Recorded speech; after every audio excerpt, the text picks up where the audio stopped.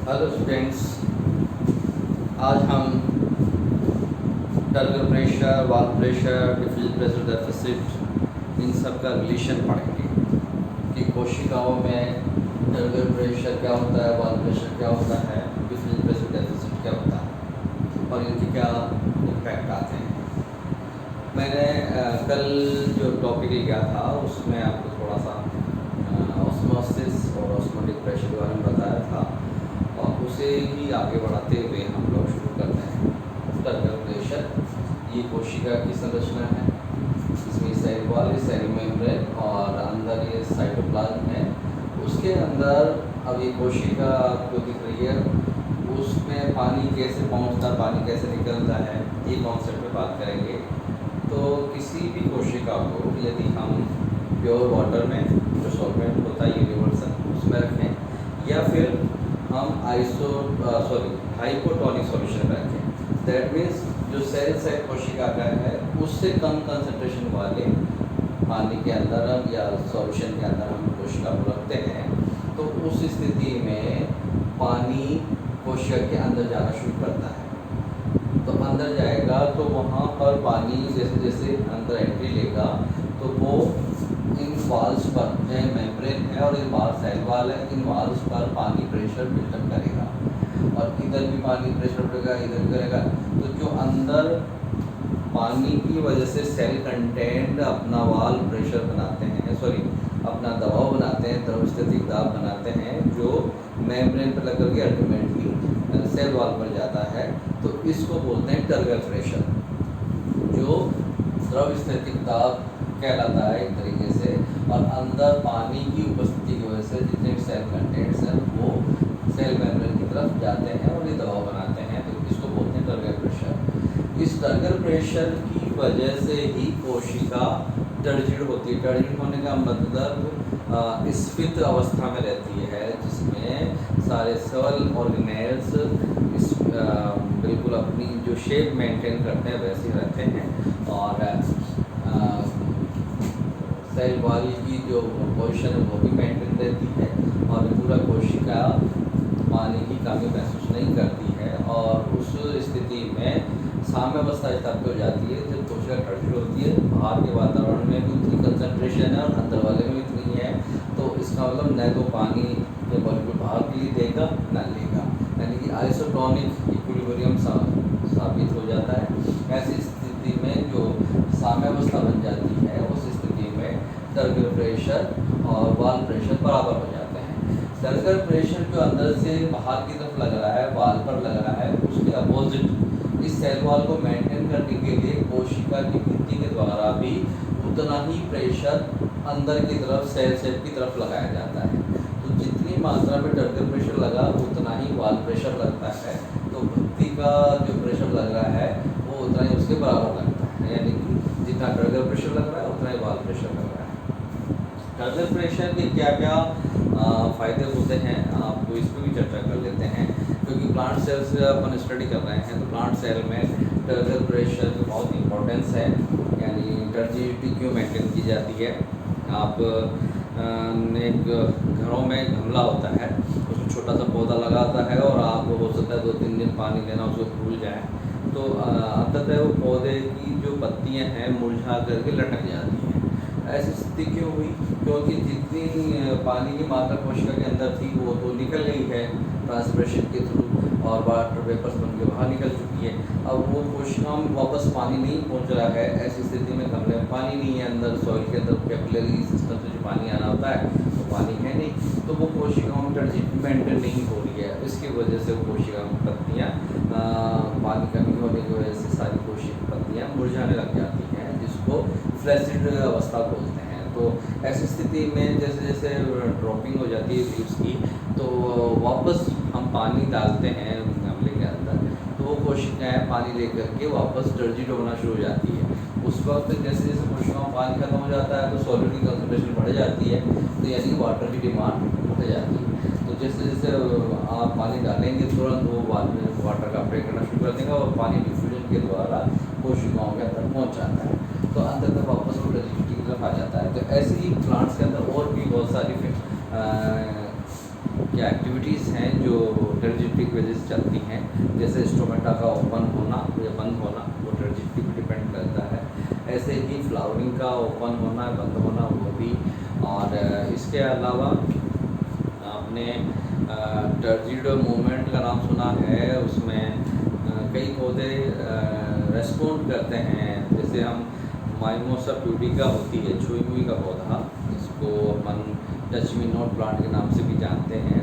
उस पौधे को यदि हम हाथ लगाते हैं तो छूते ही उसकी लीफ की जो पिन्ना है, कंपाउंड लीफ होती है इस प्लांट में, तो उसकी जो छोटी छोटी पत्तियाँ होती हैं, लीफ पन्ना होते हैं, वो बिल्कुल वापस बंद होना शुरू हो जाते हैं। जैसे टच करते हैं, टच करते हाथ लगाते वो बंद होना शुरू हो जाते हैं। तो ये वहाँ पर उस वक्त टर्जिड मूवमेंट होता है, जो पानी है वो एक साथ बाहर निकलना शुरू हो जाता है और फ्लैश अवस्था में जाने की वजह से टर्जिडिटी को मेंटेन नहीं करता। वापस थोड़ी देर बाद फिर पानी वापस मॉलिक्यूल कर देगा, फिर वो पत्तियाँ खिलना शुरू हो जाती है। तो ये टर्जिडिटी का ही मोमेंट का ही फ़ायदा होता है प्लांट सेल्स के लिए। इसके अलावा सेल की ग्रोथ होती है, ये प्लांट की ग्रोथ होती है, उस अवस्था में भी सेल एनलार्जमेंट में भी टर्जिड प्रेशर जो काम करता है वो परमानेंट ग्रोथ लंबाई बढ़ाने के लिए स्ट्रेच करती है, सेल वॉल पर दबाव बनता है तो वो लंबाई बढ़ा देता है कोशिकाओं की, यानी प्लांट्स की लंबाई बढ़ाने में भी टर्जिडिटी प्रेशर मदद करता है। ये जो डायग्राम मैंने बना रखा है, इसके माध्यम से मैं आपको चीज़ें समझाने की कोशिश करता हूँ। टर्गर प्रेशर के बारे में आपको मैंने समझाया, साथ साथ में वॉल प्रेशर। अब आप इस डायग्राम को देखिए। इस डायग्राम में बाहर की तरफ वातावरण में लोअर ऑस्मोटिक प्रेशर है, अंदर जितना ये वॉल पर प्रेशर लग रहा है अंदर से बाहर की तरफ, ये टर्गर प्रेशर है, यानी कि यहाँ पर सेल कंटेंट है और पानी अंदर जो आ रहा है वो दबाव बनाता है, तो वो वॉल पर लगता है। और वॉल पर लगता है तो इस समय सेल कंटेंट बार बार के और तोड़ करके और सेल में निकल जाते हैं, तो ये सब तरफ यूनिफॉर्म प्रेशर बनाते हैं, ये टर्गर प्रेशर कहलाता है। परंतु उतनी मात्रा में कि सेल वॉल है जो अपना सेल की शेप मेंटेन रखने के लिए उतना ही प्रेशर वापस लगाती है, तो उतने बराबर मात्रा में जो टर्गर प्रेशर लगता है वो ये वॉल प्रेशर के रूप में दिखाई दे रहा है WP, और ये वाटर WP और इधर ये TP लग रहा है। अब आप देखिए जब लोअर ऑस्मोटिक प्रेशर बाहर है, दैट मीन्स वहाँ पर वाटर कंटेंट ज़्यादा है और यहाँ पे ऑस्मोटिक प्रेशर ज़्यादा है, क्योंकि यहाँ पर सेल से कंसंट्रेशन ज़्यादा है, क्योंकि यहाँ पे पानी अंदर आना शुरू हो जाएगा। तो जितना पानी इधर अंदर आएगा, जब तक यहाँ लोअर ऑस्मोटिक प्रेशर रहेगा तब तक अंदर आता रहेगा। यहाँ जैसे ही टर्जिड हो जाता है तो ऑस्मोटिक प्रेशर यहाँ की और यहाँ के दोनों बराबर हो जाता है, तो फिर पानी आना जाना बंद कर देता है।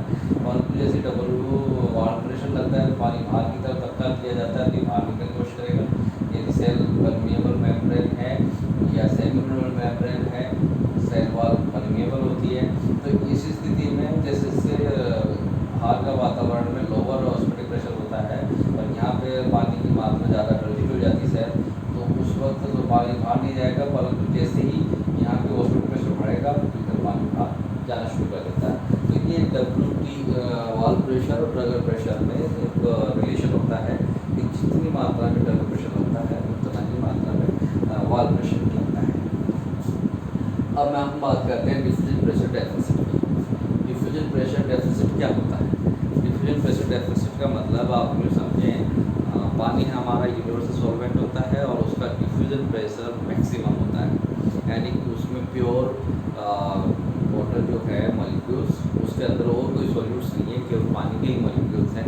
और ऐसी स्थिति में सबसे ज़्यादा डिफ्यूजन प्रेशर उसी में होता है जो यूनिवर्सल ट्रूथ है।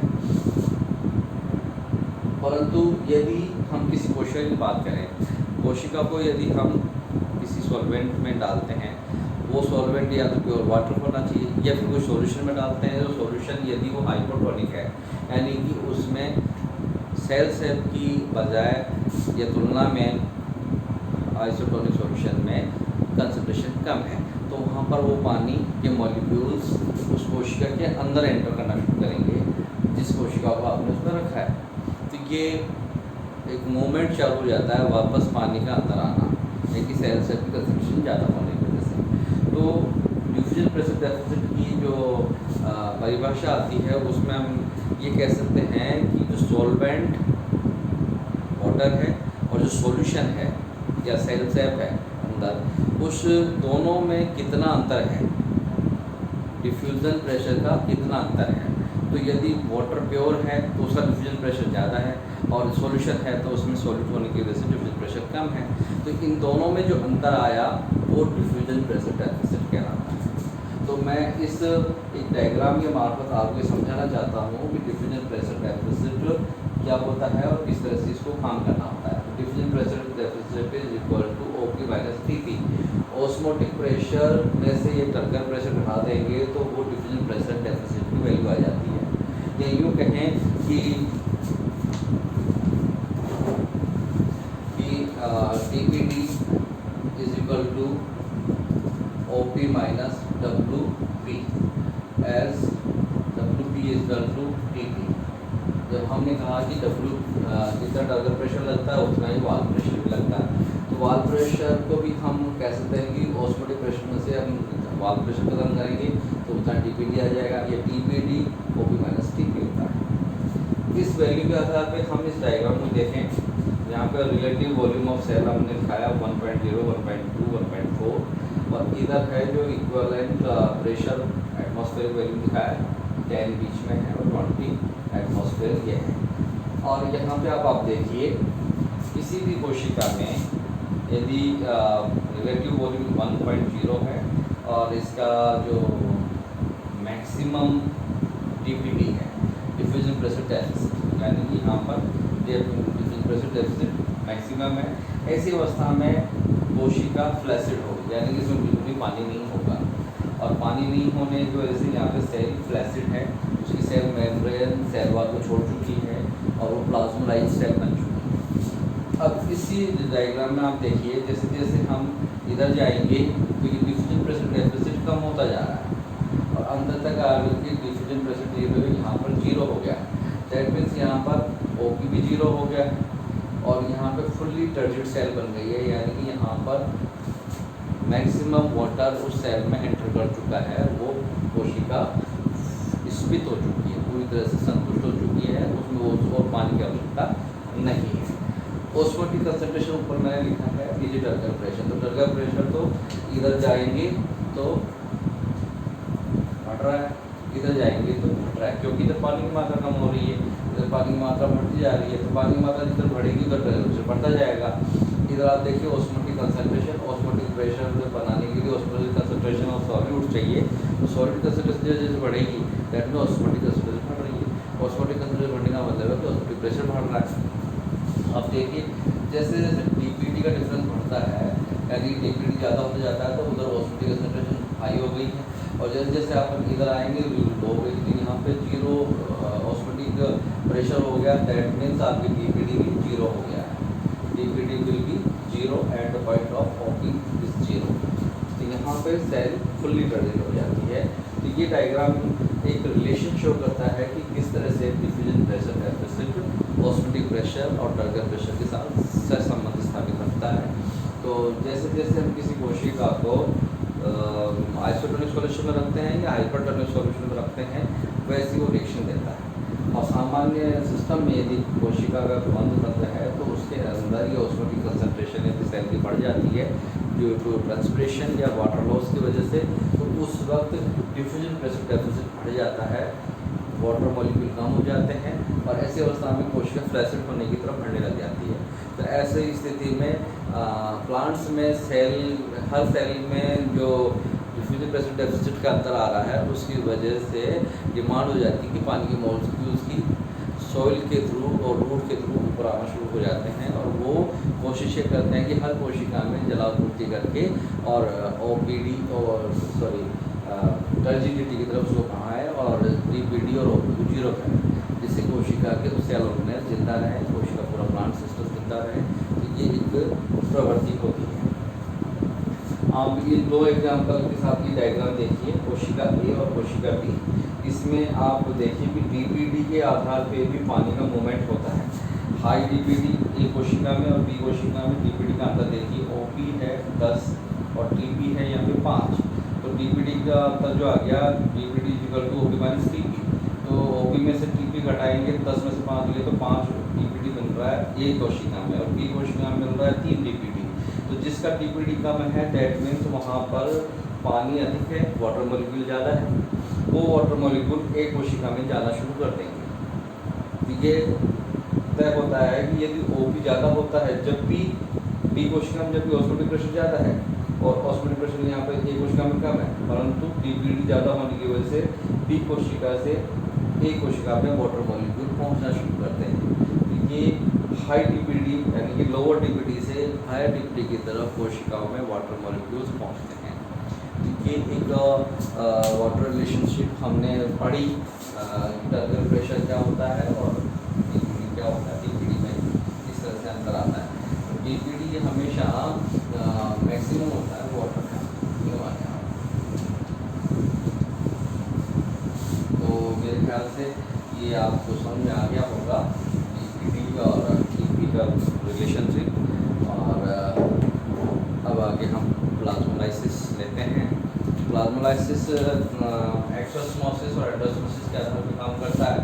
रोहियो डिस्कलर का नाम सुना होगा, रोहियो डिस्कलर ये प्लांट जो होता है इसके लीव्स लेते हैं, ये वॉयलेट कलर का प्लांट होता है, वॉयलेट, और इसकी लीफ लेकर के रोहियो डिस्कलर प्लांट की यदि हम इसकी पील को उठा लेते हैं तो उसमें जो सेल एपिथेलियल सेल्स है उसके अंदर हम प्लाज्मोलाइसिस को स्टडी कर सकते हैं। उसके लिए आप जो लीफ है उस लीफ को हाइपरटोनिक सॉल्यूशन में रखेंगे, हाइपरटोनिक सॉल्यूशन में, तो वो लीफ जो है वॉयलेट कलर की है उसमें से बाहर पानी निकलना शुरू हो जाएगा, उसी कोशिकाओं में से पानी निकलेगा।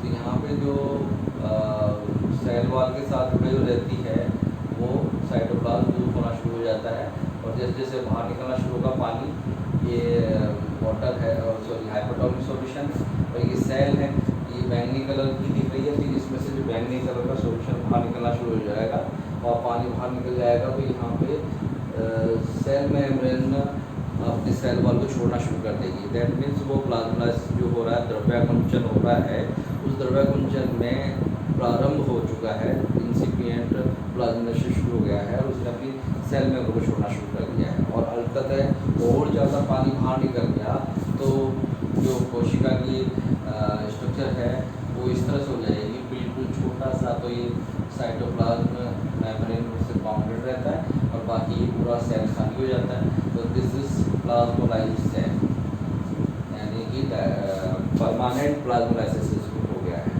परंतु इसी कोशिका को यदि वापस हम हाइपोटोनिक सॉल्यूशन में या वाटर में रखेंगे तो ये वाटर वापस रिगेन करके डीप्लाज्मोलाइज्ड सेल हो जाती है, यानी कि द्रव्यवंचन पुनः खत्म होकर के सामान्य कोशिका की तरफ जाने लगता है और सेल पुनः ट्रांजिट हो जाती है। इस सेल को यदि हम वापस हाइपोटोनिक सॉल्यूशन में रखेंगे तो ये वाटर लेना शुरू कर देगी, ये वाटर, ये हाइपोटोनिक सॉल्यूशन, तो ये वापस ट्रांजिट हो जाएगी और ये सेल ट्रांजिट करके डीप्लाज्मोलाइज हो जाएगी। दैट मीन्स ये प्लाज्मोलाइसिस हुआ था, ये डीप्लाज्मोलाइज हो जाती है। तो इस तरह से ये पादपों में प्लाज्मोलाइसिस की कॉन्सेप्ट